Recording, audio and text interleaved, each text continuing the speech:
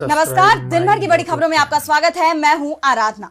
आज इस बुलेटिन में बात होगी आईपैक में ईडी की छापेमारी पर हाईकोर्ट में हुई सुनवाई की, पश्चिम बंगाल में एसआईआर प्रक्रिया पर हुए नए खुलासे से घिरे चुनाव आयोग की, देखेंगे किस मामले में कोर्ट ने राहुल गांधी को दी राहत, संभल हिंसा मामले में क्या है कोर्ट का फैसला, जानेंगे बिहार में कैसे लालू और तेज प्रताप आए एक साथ, और बुलेटिन के आखिर में देखेंगे जाने माने कार्टूनिस्ट इरफान की किस खबर पर पड़ी तिरछी नजर।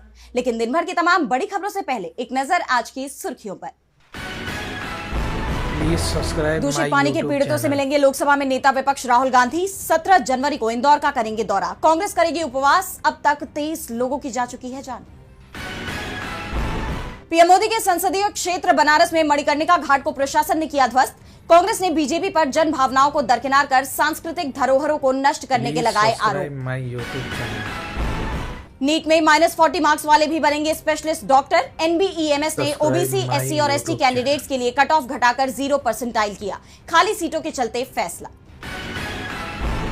आधार और वोटर आईडी कार्ड को नहीं माना जा सकता जन्म प्रमाण पत्र। मध्य प्रदेश हाईकोर्ट का बड़ा फैसला। कहा आधिकारिक सेवा रिकॉर्ड में दर्ज जन्म तिथि ही मान्य। और लाल निशान पर बंद हुआ शेयर बाजार। 244 अंकों की गिरावट के साथ 83,382 पर बंद हुआ सेंसेक्स, जबकि 66 अंकों की गिरावट के साथ 25,665 पर बंद हुआ निफ्टी। ये तो थी सुर्खियां। अब बात आज की सबसे बड़ी खबर की। टीएमसी के आईटी चीफ प्रतीक जैन और आईपैक के दफ्तर पर ईडी के छापे को लेकर कलकत्ता हाईकोर्ट में सुनवाई हुई। पहले ईडी की तरफ से याचिका दायर की गई थी और बाद में पश्चिम बंगाल सरकार भी हाईकोर्ट पहुंच गई। लेकिन कोर्ट में सुनवाई के दौरान जो नजारा दिखाई दिया उससे ईडी सवालों में घिर गई है।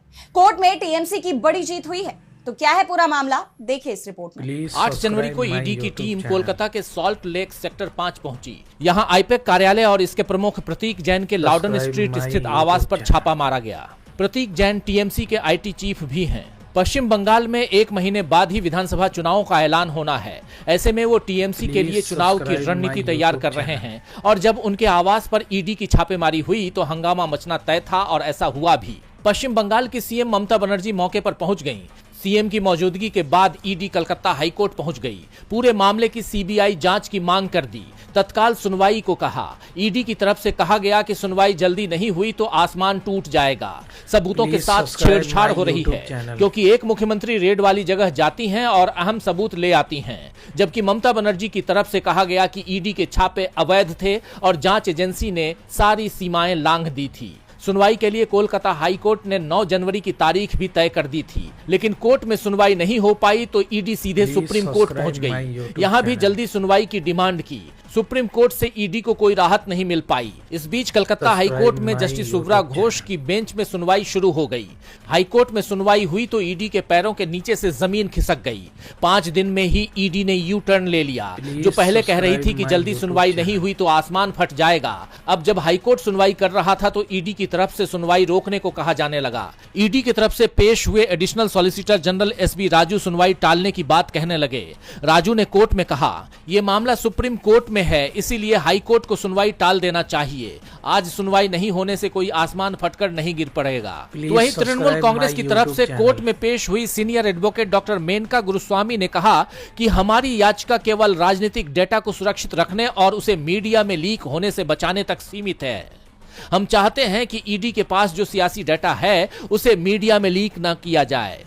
टीएमसी की तरफ से दी गई इस दलील पर एसजी ने कोर्ट में दावा किया कि छापेमारी में ईडी ने कोई रिकॉर्ड जब्त नहीं किया है। ममता बनर्जी ही सभी दस्तावेज ले गई थी। एडिशनल सॉलिसिटर जनरल राजू की इस दलील पर डॉक्टर गुरुस्वामी ने कहा कि अगर एसजी राजू कोर्ट को ये बता रहे हैं कि ईडी ने कुछ भी जब्त नहीं किया है तो कोर्ट को ये बयान रिकॉर्ड में रखते हुए याचिका को निपटाना चाहिए, जिसके बाद कोर्ट ने टीएमसी के पक्ष में याचिका का निपटारा कर दिया। कोर्ट से टीएमसी को बड़ी राहत मिली है, जबकि चुनाव आयोग की मुश्किलें बढ़ती नजर आ रही हैं। बंगाल में चुनाव से पहले एक बड़े खुलासे ने राज्य की सियासत में भूचाल ला दिया है। द रिपोर्टर्स कलेक्टिव की रिपोर्ट में दावा किया गया है कि राज्य में चुनाव आयोग के एक बड़े अधिकारी ने चुनाव आयोग के आदेशों को दरकिनार कर दिया और इसकी जगह जिला अधिकारियों को व्हाट्सएप के जरिए अनऑफिशियल आदेश भेज दिए।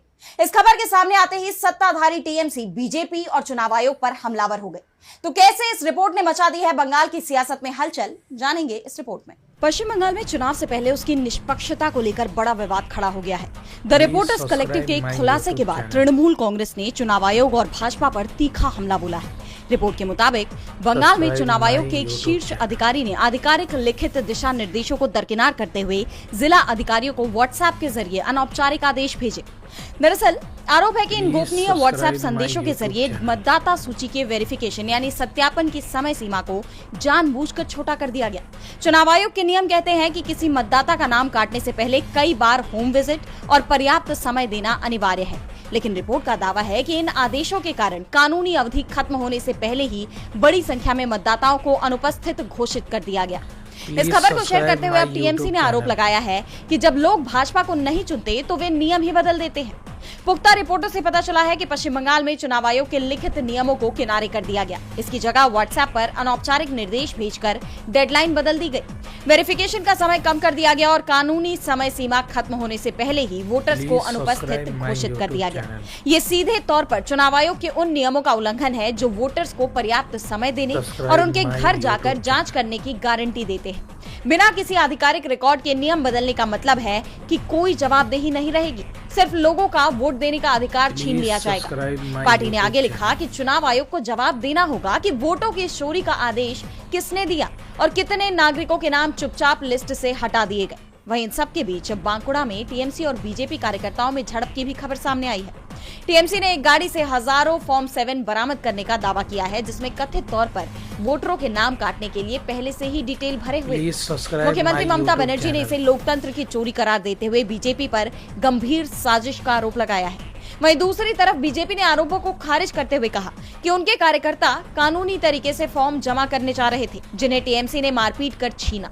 प्रदेश अध्यक्ष सामिक भट्टाचार्य ने चुनाव आयोग को चेतावनी दी है कि अगर इन त्रुटियों पर ध्यान नहीं दिया गया तो वे चुनाव नहीं होने देंगे। फिलहाल पुलिस फॉर्म्स जब्त कर मामले की जांच कर रही है। एसआईआर मामले में चुनाव आयोग की मुश्किलें बढ़ती जा रही हैं, लेकिन राहुल गांधी के लिए राहत भरी खबर आई है। लोकसभा में नेता विपक्ष राहुल गांधी की लोकप्रियता बीजेपी की चिंता का बड़ा कारण बनी हुई है और यही वजह है कि उन्हें रोकने की कोशिशें भी की जाती है। उनके खिलाफ आए दिन मुकदमे दर्ज होते रहे हैं, लेकिन अब राहुल गांधी को कोर्ट से बड़ी राहत मिली है। पीएम मोदी से जुड़ी टिप्पणी को लेकर दाखिल याचिका कोर्ट ने खारिज कर दी। तो क्या है पूरा मामला, जानने के लिए देखिए ये रिपोर्ट। लोकसभा में नेता विपक्ष राहुल गांधी को कोर्ट से बड़ी जीत मिली है। उनके खिलाफ दाखिल याचिका कोर्ट ने खारिज कर दी है। ये मामला राहुल गांधी की 2024 में निकाली गई भारत जोड़ो न्याय यात्रा के दौरान की गई टिप्पणियों से जुड़ा हुआ है। नेता विपक्ष राहुल गांधी पर पीएम मोदी की जाति को लेकर बयान देने के आरोप लगाते हुए शिकायतकर्ता ने कहा कि राहुल गांधी ने नेता प्रतिपक्ष होने के बावजूद भी जाति से जुड़े बयान दिए थे और ऐसे बयान जनता को भड़काने वाले थे। उनका दावा है कि भारत जोड़ो न्याय यात्रा के दौरान राहुल गांधी ने कहा था कि प्रधानमंत्री मोदी जन्म से ओबीसी नहीं है, बल्कि वो गुजरात के तेली समुदाय से संबंध रखते हैं। तेली समुदाय को 2000 में ओबीसी वर्ग में शामिल किया गया था। राहुल ने इन बयानों को देते वक्त खुद की जाति की पहचान को छुपा लिया था। उन्होंने कांग्रेस सांसद के बयान को देश की एकता और अखंडता के लिए खतरा बताया, लेकिन कोर्ट में उनकी याचिका टिक ही नहीं पाई। सुनवाई के दौरान अतिरिक्त सत्र न्यायालय ने कहा कि शिकायतकर्ता के बयान और रिकॉर्ड में रखे गए सबूत से याचिका के पक्ष में कोई और आधार नहीं बनता और उनकी याचिका को खारिज कर दिया। आप जानते हैं कि इससे पहले भी मोदी उपनाम पर टिप्पणी को लेकर राहुल गांधी पर आरोप लगे थे, जिसमें गुजरात कोर्ट ने उन्हें दोषी ठहराया था और उनकी सांसदी चली गई थी। उनका सरकारी आवास भी चला गया था। हालांकि बाद में सुप्रीम कोर्ट ने इस फैसले पर रोक लगा दी थी और अब एक बार फिर राहुल को कोर्ट से बड़ी राहत मिली है। राहुल गांधी को कोर्ट से बड़ी राहत मिली है। कोर्ट ने याचिका ही खारिज कर दी। वहीं संभल हिंसा मामले में भी कोर्ट का रुख सख्त नजर आ रहा है। उत्तर प्रदेश के संभल जिले में नवंबर 2024 में मस्जिद के सर्वे के दौरान हिंसा भड़क गई थी। संभल कोर्ट ने इस मामले में संज्ञान लिया है और कार्रवाई का आदेश दिया है, जो फिरोजाबाद के एएसपी अनुज चौधरी के लिए बड़ा झटका माना जा रहा है। तो क्या है ये पूरी खबर, जानेंगे इस रिपोर्ट में। उत्तर प्रदेश के संभल जिले की शाही जामा मस्जिद के सर्वे के दौरान हिंसा हुई थी, जिसमें 5 लोगों की जान चली गई थी और कई लोग घायल हो गए थे। लेकिन अब कोर्ट के आदेश के बाद इस मामले में नया मोड़ आ गया है। हिंसा मामले में कोर्ट ने संज्ञान लिया है। सीजेएम कोर्ट ने तत्कालीन सीओ अनुज चौधरी और इंस्पेक्टर अनुज तोमर सहित 12 पुलिसकर्मियों पर एफआईआर का आदेश दिया है। अदालत ने कहा कि 7 दिनों के भीतर आगे की कानूनी कार्रवाई सुनिश्चित की जाए। कोर्ट का यह आदेश अनुज चौधरी के लिए बड़ा झटका माना जा रहा है। हिंसा के दौरान घायल हुए युवक आलम के पिता यामीन ने कोर्ट में याचिका दायर की थी और बेटे आलम को पुलिस फायरिंग में गोली लगने का आरोप लगाया है। बता दें कि याचिकाकर्ता नखासा थाना क्षेत्र का रहने वाला है। उन्होंने 6 फरवरी 2025 को सीजेएम कोर्ट में याचिका दायर की थी। यामीन ने बताया कि उनका 24 वर्षीय बेटा आलम 24 नवंबर 2024 को घर से टोस्ट बेचने निकला था। शाही जामा मस्जिद क्षेत्र में पहुंचने पर पुलिस ने कथित तौर पर उस पर गोली चलाई, जिससे वो गंभीर रूप से घायल हो गया। इसके साथ ही यामीन ने आरोप लगाया कि ये फायरिंग बिना उकसावे की गई और पुलिस ने हिंसा को दबाने के नाम पर निर्दोष युवक को निशाना बनाया। याचिका में तत्कालीन सीओ संभल अनुज चौधरी और संभल कोतवाली के इंस्पेक्टर अनुज तोमर सहित कुल 12 पुलिसकर्मियों को नामजद आरोपी बनाया गया था। इतना ही नहीं, याचिकाकर्ता ने दावा किया कि पुलिस ने इस घटना के बाद सही तरीके से जांच नहीं की और घायल युवक को अस्पताल पहुंचाने में भी लापरवाही बरती गई। और अब इस मामले की 9 जनवरी 2026 को सुनवाई हुई। इस दौरान कोर्ट ने सभी नामजद पुलिस अधिकारियों के खिलाफ भारतीय दंड संहिता की संबंधित धाराओं के तहत एफआईआर दर्ज करने का आदेश दे दिया। हालांकि कोर्ट के आदेश के बाद संभल के एसपी कृष्ण कुमार बिश्नोई ने जानकारी दी कि पुलिस कर्मियों के खिलाफ फिलहाल एफआईआर दर्ज नहीं की जाएगी। एसपी ने कहा कि इस आदेश के खिलाफ अदालत में अपील की जाएगी, जिसके बाद प्रशासन पर कई बड़े सवाल खड़े हो रहे हैं। संभल हिंसा एक बार फिर सुर्खियों में है, तो चर्चा महाराष्ट्र में बीएमसी चुनाव को लेकर भी गरमाई हुई है। बस चंद घंटों में तय हो जाएगा कि महाराष्ट्र नगर निकाय की कमान किसके हाथों में जाएगी। लेकिन उससे पहले जहां ऐन वक्त पर चुनाव आयोग नियम बदल रहा है, वहीं महायुति की परेशानी भी बढ़ती दिख रही है और इन सब के बीच प्रशासन की बड़ी कार्रवाई भी सामने आई। तो क्या है वोटिंग डे से पहले की पूरी अपडेट, जानेंगे इस रिपोर्ट में। महाराष्ट्र की राजनीति के लिए कल 15 जनवरी का दिन बेहद अहम है। बीएमसी सहित राज्य के 29 नगर निकायों में वोट डाले जाएंगे। इन चुनावों को मिनी विधानसभा चुनाव कहा जाता रहा है। 16 जनवरी को नतीजों के साथ ये साफ हो जाएगा कि सत्ता की कमान किसके पास रहेगी। इस चुनाव में सबसे ज्यादा चर्चा बीएमसी की है। यहाँ 227 वार्ड के लिए 1700 उम्मीदवार मैदान में हैं। पुणे में 41 वार्ड की 165 सीटों और ठाणे की 142 सीटों पर वोटिंग होगी। पूरे राज्य की बात करें तो 29 निगमों में कुल 15,931 प्रत्याशी अपनी किस्मत आजमा रहे हैं। बीजेपी शिवसेना गठबंधन को चुनाव से पहले ही बड़ी बढ़त मिली है। उनके 66 उम्मीदवार निर्विरोध जीत चुके हैं। इस चुनाव की सबसे बड़ी खबर रिश्तों का नया समीकरण है। करीब 20 साल बाद उद्धव ठाकरे और राज ठाकरे एक मंच पर एक साथ दिख रहे हैं। वहीं पवार परिवार में भी एकजुटता दिखाई दे रही है। अजित पवार और शरद पवार की पार्टियां मिलकर चुनाव लड़ रही हैं। बीजेपी और शिंदे गुट का कुछ जगहों पर गठबंधन है, तो कहीं बीजेपी अलग थलग पड़ गई है। वहीं कांग्रेस ने प्रकाश अम्बेडकर की वंचित बहुजन अघाड़ी के साथ हाथ मिलाया है। इन सब के बीच चुनाव आयोग ने इस बार ईवीएम के साथ प्रिंटिंग ऑक्सिलरी डिस्प्ले यूनिट के इस्तेमाल का फैसला किया है। इस पर राज ठाकरे ने कड़ा ऐतराज जताया। उनका आरोप है कि राजनीतिक दलों को अंधेरे में रखकर ये मशीन लाई गई। हालांकि प्रशासन का कहना है कि अगर कंट्रोल यूनिट का डिस्प्ले खराब होता है तो पैडू बैकअप के तौर पर काम करेगा। वहीं चुनाव से ठीक पहले महायुति के भीतर भी तनाव दिख रहा है। उप मुख्यमंत्री अजित पवार ने अपने चाचा शरद पवार का जिक्र करते हुए बड़ा बयान दे दिया है। उन्होंने विरोधियों को चेतावनी देते हुए कहा कि मैं बड़े काका का भतीजा हूँ, मेरे काका तुम्हारे बाप से भी बड़े हैं। दूसरी तरफ निष्पक्ष चुनाव के लिए प्रशासन ने कमर कस ली है। आचार संहिता के उल्लंघन के मामले में अब तक 21,153 लोगों पर कार्रवाई की गई है। मुंबई पुलिस ने छापेमारी कर 5.90 करोड़ रुपए की नकदी और करीब 54.84 करोड़ रुपए की ड्रग्स जब्त की है। अब इन सारी कवायद के बीच 15 जनवरी की सुबह वोटिंग शुरू हो जाएगी और 16 जनवरी की सुबह 10 बजे से काउंटिंग शुरू कर दी जाएगी, जिसके चंद घंटे बाद ये तस्वीर साफ हो जाएगी कि नगर निकायों की कमान किसके हाथ में जाएगी। महाराष्ट्र में चुनाव से पहले उथल पुथल मची हुई है, तो बिहार की सियासत में भी बड़ा उलटफेर सामने आया है। विधानसभा चुनाव से पहले लालू परिवार में बड़ी टूट हो गई थी। आरजेडी प्रमुख लालू यादव ने अपने बेटे तेज प्रताप यादव को घर और पार्टी दोनों से बेदखल कर दिया था। लेकिन अब दही चूड़ा भोज में पिता और बेटे की मुलाकात हुई है, जिसके बाद लालू यादव ने बड़ी घोषणा भी की है। तो क्या है पूरी खबर, देखेंगे इस रिपोर्ट में। बिहार की राजनीति में आज का दिन बहुत अहम रहा। मकर संक्रांति का दिन लालू परिवार के लिए बेहद महत्वपूर्ण साबित हुआ, क्योंकि आरजेडी चीफ लालू यादव का परिवार फिर से एकजुट होता दिखाई दिया। आरजेडी चीफ अपने बड़े बेटे तेज प्रताप यादव के आवास पर पहुंचे और दही चूड़ा भोज में शामिल हुए। इस दौरान तेज प्रताप यादव पिता लालू यादव के साथ बैठे दिखाई दिए। बिहार के राज्यपाल आरिफ मोहम्मद खान भी वहां मौजूद रहे। तीनों मिलकर काफी गुफ्तगू करते दिखाई दिए, जिसका वीडियो सोशल मीडिया पर तेजी से वायरल हो रहा है।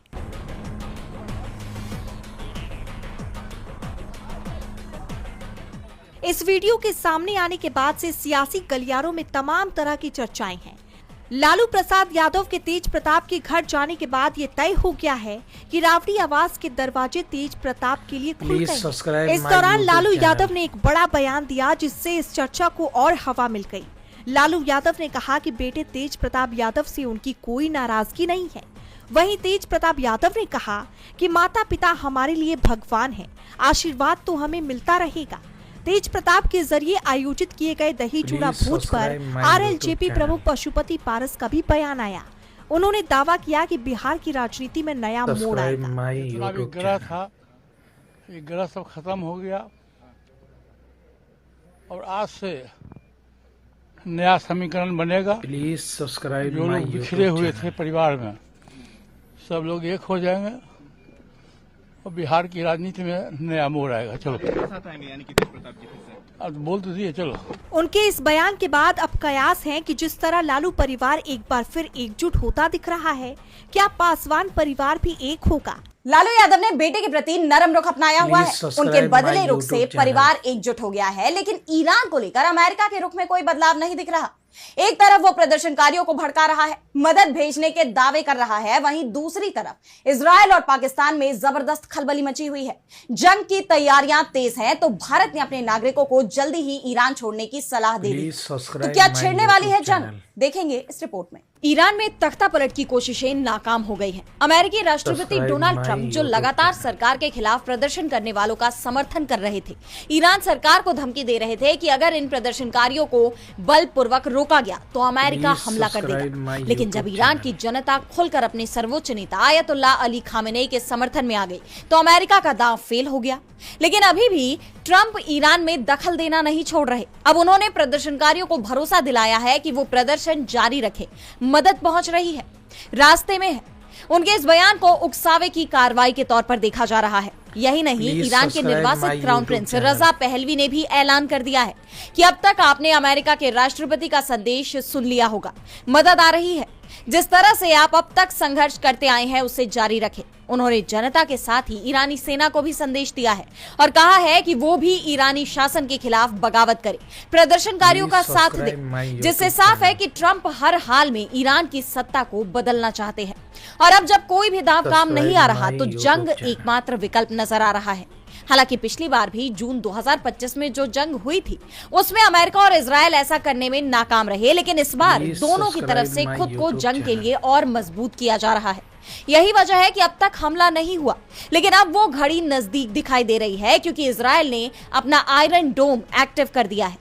इजराइल के सार्वजनिक प्रसारक कान ने बताया कि पिछले 24 घंटों के दौरान इजराइल की हवाई रक्षा प्रणालियों में बदलाव किए गए हैं, जिसमें आयरन डोम इंटरसेप्टर सिस्टम की तैनाती भी शामिल है। कई सैन्य टुकड़ियों को हाई अलर्ट पर रखा गया है। वहीं पाकिस्तान में भी CDF आसिम मुनीर ने आपात बैठक बुला ली, जिसमें ISI प्रमुख और NSA general Asim Malik, southern commander lieutenant general Rahat Naseem, military intelligence प्रमुख, चीफ ऑफ जनरल स्टाफ और अन्य वरिष्ठ जनरल शामिल हुए। ये बैठक इसलिए अहम मानी जा रही है क्योंकि पाकिस्तान की बड़ी सीमा ईरान से लगती है और पिछली बार भी जब अमेरिका ने ईरान के परमाणु ठिकानों पर हमला किया था तो दावा किया गया था कि उसके बॉम्बर विमानों ने पाकिस्तान से ही उड़ान भरी थी। ऐसे में ये सवाल अब और मजबूत होते जा रहे हैं कि क्या अमेरिका ने तैयारी पूरी कर ली है? अब कभी भी ईरान में हमला हो सकता है। और बुलेटिन के आखिर में देखेंगे जाने माने कार्टूनिस्ट इरफान की किस खबर पर पड़ी तिरछी नजर।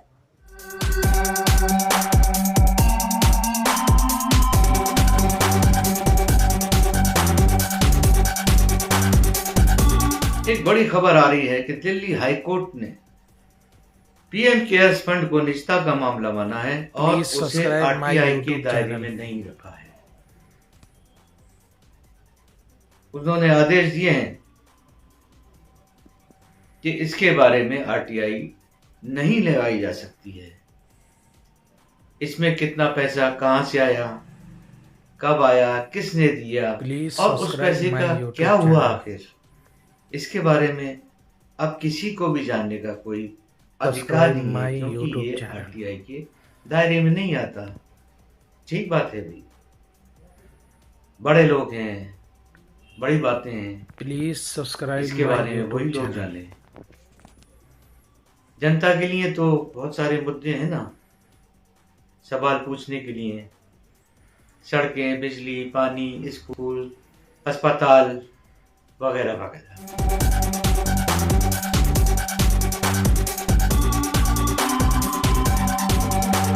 Subscribe my YouTube channel.